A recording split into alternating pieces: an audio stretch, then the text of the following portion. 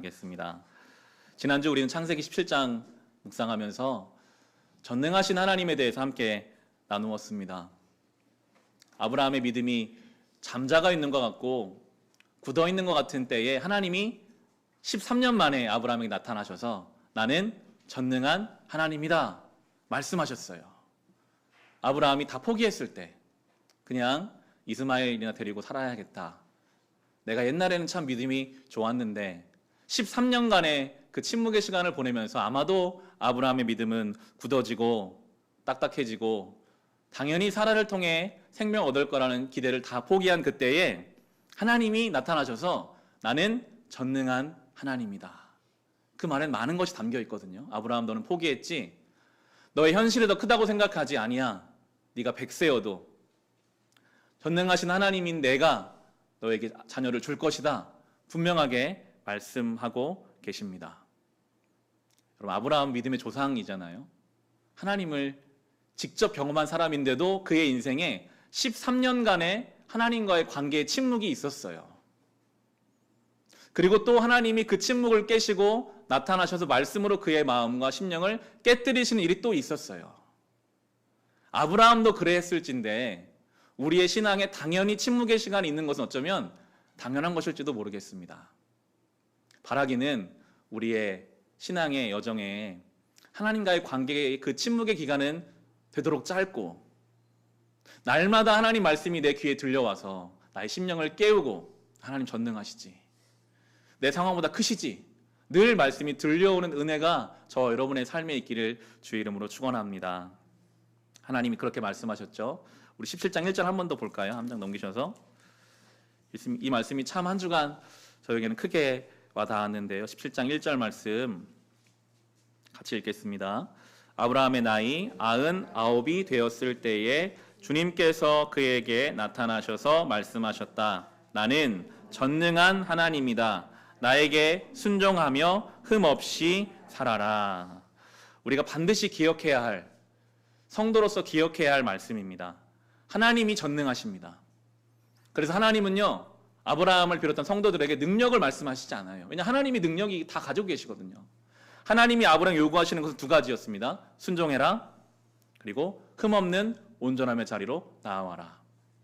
연결돼 있어요. 하나님께 순종하다 보면요, 우리는 자연스럽게 흠이 없어져 갑니다. 하나님 말씀을 따라가려고 순종하려고 하면 내 것을 내려놔야 되거든요. 나를 낮춰야 되고 때로는 나를 죽이는 듯한 마음으로 나가야지만 순종할 수 있어요. 그런데 그 순종이 우리를 온전하게 만들어 갑니다. 하나님 말씀하세요. 능력을 붙잡으려고 하지 마라. 능력은 나에게 있다. 너는 순종하고 온전케 되라. 하나님이 그렇게 아브라함과 성도를 부르십니다. 지난주 나누었던 말씀인데 소유와 존재. 이 두 가지를 우리가 완전히 분리할 수는 없죠. 그런데 이 세상은 소유에 너무나 큰 강조점을 두고 우리를 자꾸만 소유가 중요하다라고 이야기합니다. 어떤 직장을 가진 사람인가, 그 사람이 달라 보이죠. 어떤 집을, 어떤 차를, 어떤 옷을 입고 있는가, 어떤 소유를 가지고 있는가에 따라 너무나 세상의 평가가 달라지기 때문에 모든 사람들은 다 소유에 집착하며 살아요. 그 소유가 나를 만들어줄 거라고 확신하기 때문입니다. 소유를 갖기 위해서라면 존재는 다 무너뜨려도 망가져도 상관없다는 세상을 우리는 살고 있습니다. 성도와 교회는 결코 그렇게 살아서 안 됩니다. 하나님 반대시거든요. 하나님 소유에 관심이 없으세요. 존재에 관심이 있으십니다. 하나님 앞에 어떻게 자라가는가, 하나님 앞에 어떻게 깊어져 가는가, 어떻게 완전해져 가는가, 어떻게 순종하는가, 하나님은 우리의 존재에 관심을 두고 계십니다. 5월은 가정의 날이잖아요. 우리의 가정은 지금 무엇을 향해 달려가고 있을까요? 많은 가정이 소유를 향해 달려갑니다. 가족 간의 관계가 좀 소원해도 소유가 중요해. 이 소유를 온전히 붙잡기 위해서라면 의가 끊어져도 괜찮은 일들이 수많은 가정 안에서 일어나고 있어요.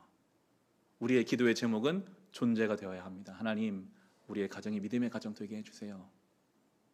하나님, 우리가 비록 가진 것은 없을지라도 믿음을 소유한 가정 되게 해주세요. 거기에 참된 안식과 복이 있을 것입니다. 하나님은 그렇게 아브라함과 사라의 존재를 바꿔가세요. 이름을 바꾸셨거든요. 지난주 본문에서 하나님이 아브라함을 아브라함으로, 사례를 사라로 존재를 바꾸겠다는 하나님의 말씀을 보여주시고, 그리고 아브라함은 그냥 저 이스마엘이나 인간적인 방법을 통해 얻은, 하가를 통해 얻은 저 아들은 잘 됐으면 좋겠습니다라는 아브라함에게 아니다, 이삭을 줄 것이다, 아주 구체적인 계획을 가지고 하나님의 일을 이루어 가십니다. 저와 여러분 이미 붙잡혀가지고요, 하나님이 우리를 붙잡아 가세요. 우리가 설령 믿음이 부족해서 포기했을지라도 하나님이 붙잡아서 우리를 온전케 해 가시는 여정을 우리가 오늘 살펴보게 됩니다. 그렇게 이제 18장에 오늘 들어가는데요, 18장은 더운 한낮에 아브라함은 장막 밖에 앉아 있고 하나님과 천사가 아브라함을 찾아오는 내용으로 시작합니다. 18장의 1절 말씀부터 보겠습니다. 18장 1절 말씀 함께 읽겠습니다. 주님께서 마므레의 상수리 나무 곁에서 아브라함에게 나타나셨다. 한창 더운 대낮에 아브라함은 자기의 장막 어귀에 앉아 있었다. 늘 말씀으로만 찾아오셨던 하나님이 이번에는 사람의 형상을 입고 아브라함을 찾아오셨습니다. 아브라함이 처음에는 하나님과 천사들인 것을 전혀 알지 못하고 그냥 나그네인 줄로 생각하고 그를 맞이하거든요. 2절 말씀 같이 읽겠습니다. 아브라함이 고개를 들고 보니 웬 사람 셋이 자기의 맞은 쪽에 서 있었다. 그는 그들을 보자 장막 어귀에서 달려나가서 그들을 맞이하며 땅에 엎드려서 절하였다. 아브라함이 보니 세 사람이 있는데, 히브리서 13장 2절에 보시면 우리는 이 말씀을 가지고 아브라함이 하나님의 천사들을 못 알아봤다라고 보통 보는데요, 제가 읽을게요. 히브리서 13장 2절에는 나그네 대접하기를 소홀히 하지 마십시오. 어떤 이들은 나그네를 대접하다가 자기들도 모르는 사이에 천사들을 대접하였습니다. 많은 성경 주석은 이 본문을 가지고 아브라함이 아마 하나님과 천사들인 것을 모르고 그저 나그네인 줄 알고 극진에 대접했다라고 보고 있습니다. 굉장히 덥거든요. 이 팔레스타인 지방의 한낮은 아주 뜨겁습니다. 그래서 일 안 하고 쉬는 거예요. 아브라함은 장막 앞에 쉬고 있는데 나그네가 다가오는데 아브라함 반응이 어떻죠? 달려가서 살펴보겠지만 극진히 대합니다. 넉넉하게 그들을 대접해요.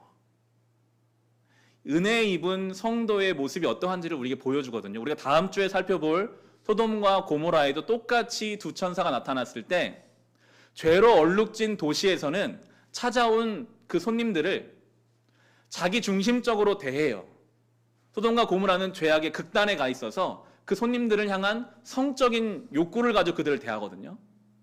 타인을 향한 자세가 오로지 자기의 만족을 위해 타인을 대하는 것이 소돔과 고모라, 죄된 세상의 모습이라면, 지금 아브라함은 그 더운 한낮에 종도 많고 부유한 사람이거든요.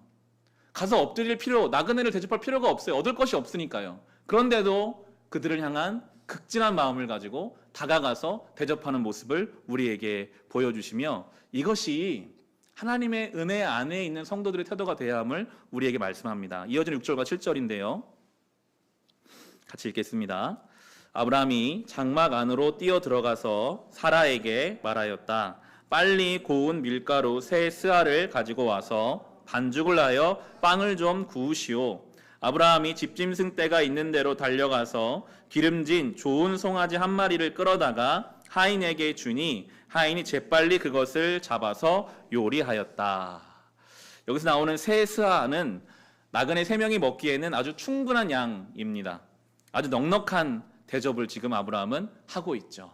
뜨거운 대낮에 자기가 달려가서 가장 좋은 송아지를 잡아서 극진하게 대접하는 것. 아브라함의 마음에는 은혜가 있었습니다. 그래서 나그네를 대접할 수 있는 여유가 있죠. 여러분, 경제적인 여유가 마음의 여유와 일치하지 않는다는 것을 우리는 잘 알고 있습니다. 영적인 하나님의 은혜가 충만한 사람만이 넉넉한 대접을 할 수 있거든요. 우리가 묵상하고 신명기에서는 이렇게 가르쳐 주십니다. 너희는 나그네를 사랑하라. 전에 너희도 애굽 땅에서 나그네 되었음이니라. 10장 19절에 말씀하시는데요. 우리가 누군가를 대할 때 넉넉한 은혜로 대해야 되는 이유는 우리가 하나님께 은혜를 받았기 때문입니다. 내가 예수 믿는다고 그렇게 꼭 해야 합니까? 나 살기도 바쁜데 그렇게 해야 합니까? 그런 생각이 올라온다면 아직 은혜를 온전히 경험하고 알지 못하는 거예요. 날마다 나를 향한 하나님의 그 은혜를 아는 사람은 대접할 수밖에 없고 넉넉한 마음으로 그들을 대할 수밖에 없습니다. 아브라함이 이 나그네들을 환대했기 때문에 아브라함이 이제 약속을 받는 것이 아니라요, 아브라함이 은혜를 받은 그 자연스러운 반응으로 그들을 환대하고 있는 것입니다. 성도들이 가져야 할 기본 태도는 섬김과 나눔과 베품과 넉넉함입니다. 마태복음 25장 35절 36절에 보면 예수님 이렇게 말씀하셨어요. 너희는 내가 줄일 때에 내게 먹을 것을 주었고 목마를 때에 마실 것을 주었으며 나그네로 있을 때 영접하였고 헐벗었을 때 입을 것을 주었고 병들어 있을 때 돌보아 주었고 감옥에 갇혀 있을 때 찾아주었다 할 것이다. 전능하신 하나님이 왜 헐벗고 병들고 감옥에 갇혀 계십니까? 그렇지 않죠. 예수님이 그렇게 설명하세요. 내가 진정으로 너희에게 말한다. 너희가 여기 내 형제 자매 가운데 지극히 보잘것없는 사람 하나에게 한 것이 곧 내게 한 것이다. 내가 진정으로 너희에게 말한다. 여기 이 사람들 가운데서 지극히 보잘것없는 사람 하나에게 하지 않은 것이 곧 내게 하지 않은 것이다. 예수님 똑같이 말씀하시죠. 그 나그네 한 사람, 아브라함은 상상도 못했죠. 하나님이랄 거로, 하나님과 천사들이라고는 상상하지 못했는데 그분이 하나님이셨어요. 지극히 작은 자 한 사람을 향한 내 마음의 여유, 얻을 것이 없거든요. 잘해줘봤자 돌아올 것이 없는 것이 나그네예요. 그런데 가서 넉넉하게 대하는 그 가운데 하나님이 대접받고 계십니다. 여러분 주변에 있는, 여러분이 신경 안 써도 되는 그 사람, 나에게 전혀 이득도 할 것 없는 그 사람, 한 번 만나고 안 만날 것 같은 그 사람, 그 사람을 극진히 대하는 것이 우리 하나님을 섬기는 길이라고 오늘 말씀해 주시기에, 성도의 가정은, 그리고 교회는 섬김과 나눔과 베품이 우리의 삶의 중요한 한 부분이 되어야 하는 것입니다. 그러할 때 하나님이 놀라운 약속을 허락해 주시죠. 하나님이 그 풍성함을 유지할 수 있게 해 주실 것입니다. 이렇게 나그네를 극진히 대접하고 나니 이제 하나님이 귀한 약속의 말씀을 다시 한번 확증해 주십니다. 9절과 10절입니다. 같이 읽겠습니다. 그들이 아브라함에게 물었다. 대개의 부인 사라는 어디에 있습니까? 아브라함이 대답하였다. 장막 안에 있습니다. 그때 주님께서 말씀하셨다. 다음에 이맘때에 내가 반드시 너를 찾아오겠다. 그때 너의 아내 사라에게 아들이 있을 것이다. 사라는 아브라함이 등지고 서 있는 장막 어귀에서 이 말을 들었다. 약속하시죠. 내년에 아들을 낳을 거다. 하나님의 약속과 아브라함과 사라의 현실은 그런데 큰 차이가 있습니다. 아브라함이 99세, 사라가 89세였습니다. 11절에 이렇게 나오거든요. 아브라함과 사라는 이미 나이가 많은 노인들이고 사라는 월경마저 그쳐서 아이를 낳을 나이가 지난 사람이다. 하나님의 약속, 내년에 아들을 얻을 것이다와 현실은 거리가 있어요. 월경이 그친 여인은 현실적으로 아이를 갖는 것이 불가능하죠. 그런데 하나님은 아이를 얻을 것이라고 하세요. 때로 이것이 성도의 실존입니다. 하나님의 약속과 우리의 현실이 너무나 멀게 느껴질 때, 그때의 반응이 어떻게 나오는가?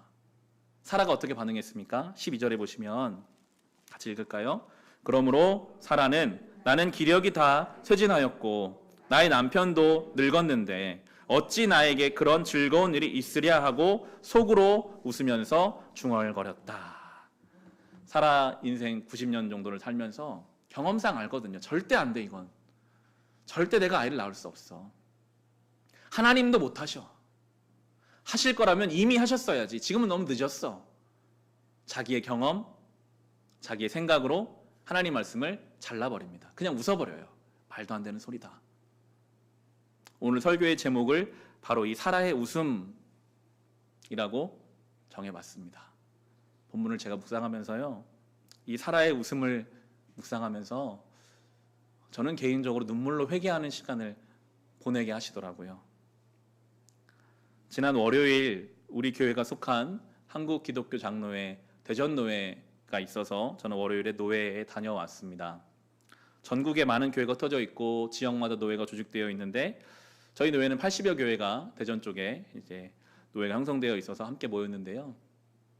노회마다 이 코로나로 인해서 너무나 어렵고 그래서 노회 안에서 결의된 내용이 노회비를 작년 대비 30%를 삭감하자. 모든 교회가 노회에 보내는 노회비를 30% 삭감하자는 결의가 되었습니다. 노회 행사가 1년 동안 정해져 있기 때문에 30%를 삭감한다는 것은 참 어려운 일이거든요. 그런데 모두가 동의해서 그것을 결의할 만큼 지금 많은 교회들이 어려운 상황을 겪고 있었습니다. 교회만이 아니죠. 사회 전반, 또 우리나라만이 아니라 전 세계가 지금 어려움을 겪고 있어요. 날마다 듣는 이야기는 어렵다. 어렵다. 앞으로도 어려울 것이다. 코로나 이전의 상황으로는 절대 이제 돌아가지 못할 것이다는 이야기가 우리의 어깨를, 우리의 마음을 무겁게 하는 시대입니다. 지난주 전능하신 하나님 말씀을 선포한 목사인 저도 말씀으로는 하나님이 전능하시고 하나님이 죽은 자를 살리시고 없는 것을 있게 하신 하나님이시라는 말씀을 날마다 듣고 고백하면서도 또 한편으로는 현실의 냉혹함 속에서 살아의 웃음을 제가 가지고 있는 것만 같더라고요. 하나님이 오셔도 이 교회 현실은 어려울 거야. 제가 마스크를 쓰고 노회에서 예배를 드려보니까요, 쉽지 않더라고요. 성도들이 마스크를 쓰고 예배를 드릴 때 어떻게 은혜를 받을 수 있을까? 교회 학교가 계속 모이지 못하고 있는데 신앙의 다음 세대는 어떻게 될 것인가? 과연 이 불편하고 어색한 관계가 끝나고 이전처럼 자유롭게 하나님을 예배할 때가 올 것인가? 여러 생각들을 하고 있는 저의 모습이 바로 이 사라의 모습. 하나님이 오셔서 들리는 거리에서 내년에 아들을 얻을 것이다 말씀하셔도 웃는 모습. 아니요. 하나님이 하셔도 그건 안 되는 일입니다. 포기하는 그 모습. 그 말씀을 받고 사모함으로 소망함으로 기다릴 수 있는 것이 아니라 스스로 잘라내고 포기하는 그 모습이 저의 모습인 것 같아서 회개하는 시간을 보내게 하셨습니다. 하나님이 그 사라의 웃음을 지적하시거든요. 13절 말씀 보시면요. 사라는 분명히 속으로 웃었는데 13절에 그때 주님께서 아브라함에게 말씀하셨다. 어찌하여 사라가 웃으면서 이들 늙은 나이에 내가 어찌 아들을 얻으랴 하느냐. 15절에는 사라는 두려워서 거짓말을 하였다. 저는 웃지 않았습니다. 그러나 주님께서 말씀하셨다. 아니다. 너는 웃었다. 주님께서 사라의 웃음, 사라의 믿음 없음을 아세요. 눈앞에서 말해도 믿지 않는 것을 아세요. 우리 같으면 안 믿으면 그래 너는 그러면 아들 못 얻어. 너는 믿음 없으니까 안 돼. 그냥 가자라고 하실 것 같은데 사라가 믿음 없는 것을 너무나 잘 아시면서도 하나님의 약속을 성취하시거든요. 이것이 얼마나 감사한 일인지요. 믿음 없는 우리의 마음을 주님이 아세요.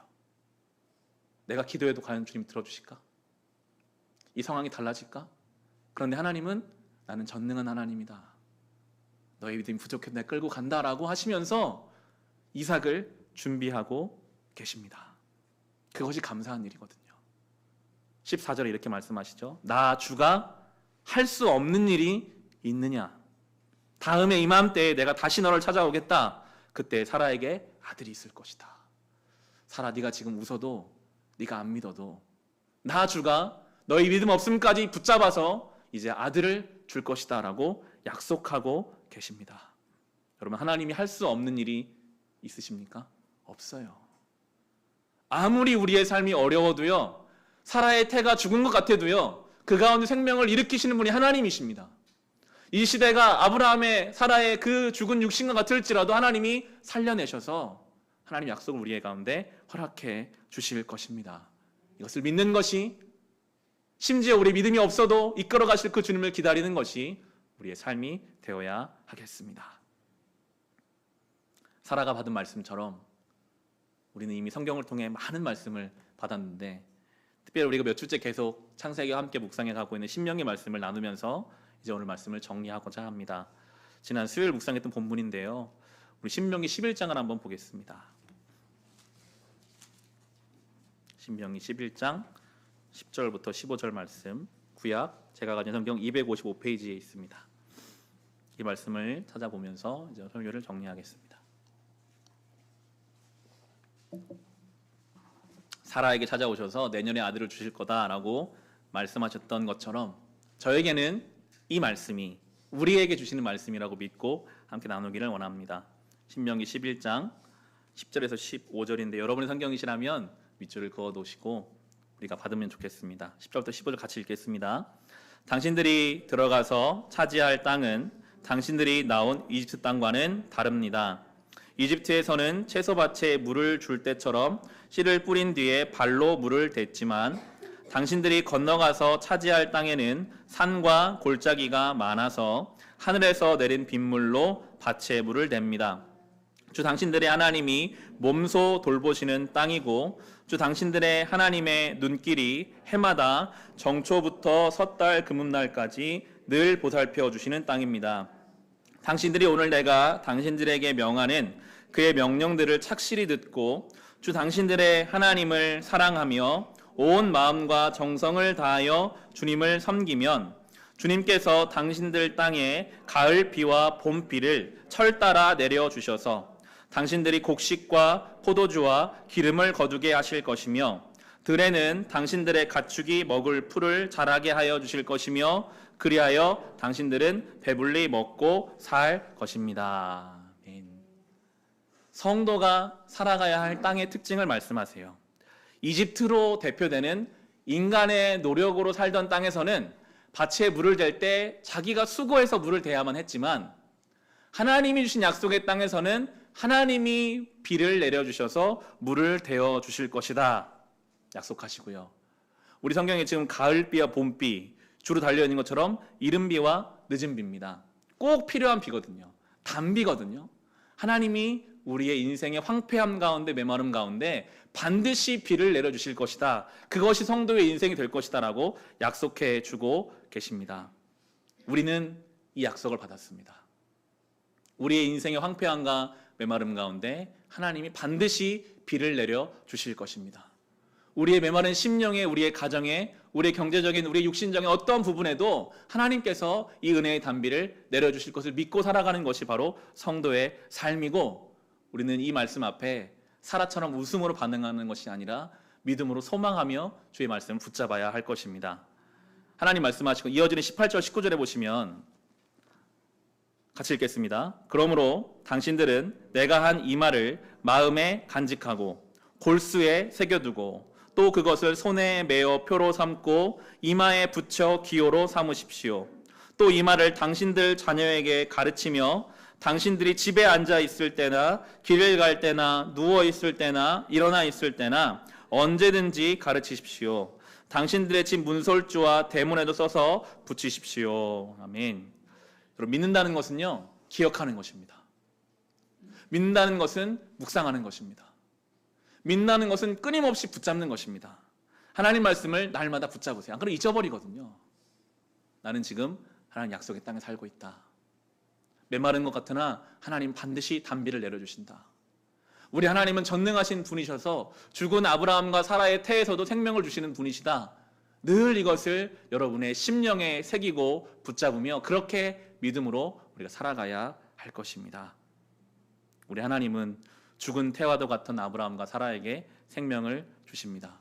혹시 여러분의 삶 가운데 가능성이 끊어진 것 같고 너무나 메말라서 내가 할 수 있는 것이 없는 것 같은 상황 속에 계시는 분이 계십니까? 하나님을 의지하십시오. 하나님은 전능하신 분이시기 때문입니다. 하나님이 우리의 믿음 없음을 그리고 아십니다. 사라가 웃었잖아요. 오늘 이렇게 말씀이 선포되어도 우리가 살고 있는 땅이 하나님이 주신 은혜의 땅이라고 선포하여도 또 우리의 마음에는 그런 생각이 올라오죠. 목사님이 세상을 너무 모르셔서 그렇게 얘기하시는 겁니다. 지금이 얼마나 어려운데요. 앞이 보이지 않는데 그 말씀은 너무 공허합니다 라고 우리가 사라의 웃음처럼 그렇게 웃을지도 모르지만 이것은 일단 제 말이 아니라 성경의 말씀이고 우리가 그렇게 믿음 없음으로 있어도 하나님이 우리를 이끌고 가실 거예요. 이제 다음 주에 살펴볼 그리고 앞으로 살펴볼 이삭을 우리가 볼 텐데요. 이삭이라는 이름 뜻이 웃음이라는 뜻입니다. 사라는 하나님 말씀 앞에 자기가 믿음 없어서 웃었지만 하나님이 사라에게 정말 웃음을 이제 주세요. 네가 그때 그렇게 웃었지. 이제 이삭을 통해 참된 웃음과 기쁨을 허락해 주십니다. 우리가 믿음이 없어 좌절할 그때에도 하나님은 참된 안식을 준비하고 계세요. 사라의 웃음은 그렇게 이삭으로 완전히 바뀌어지게 될 것입니다. 그 하나님을 사모하시면서 그 하나님을 바라보시면서 이 올 한 달을 살아갈 수 있으시기를 우리 주님의 이름으로 축원합니다. 이 시간 주신 말씀을 우리 같이 기도합시다. 주님,